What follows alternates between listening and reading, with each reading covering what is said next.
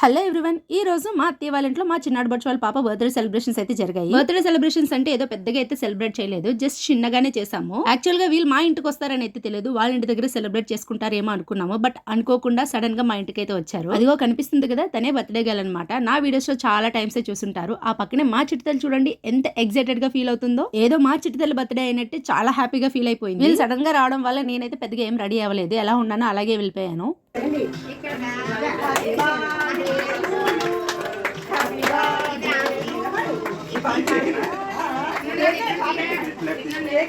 ఇక్కడ మీ అందరికి ఒక విషయం చెప్పనా, బర్త్డే సెలబ్రేషన్స్ జరిగేటప్పుడు చాలా కేర్ఫుల్ గా అయితే ఉండాలి. ఎందుకంటే కేక్ కొనేటప్పుడు మనకి ఒక క్యాండిల్ టైప్ లోది ఫైర్ వస్తుంది కదా, అదైతే ఇస్తారు కదా, దాన్ని వెలిగించుకునేటప్పుడు చాలా జాగ్రత్తగా ఉండాలి. ఎందుకంటే ఈ మధ్య ఒక్కొక్కటి పేలుతున్నాయి అనమాట.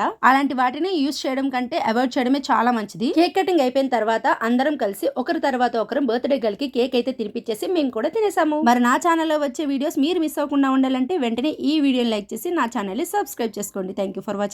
బాయ్.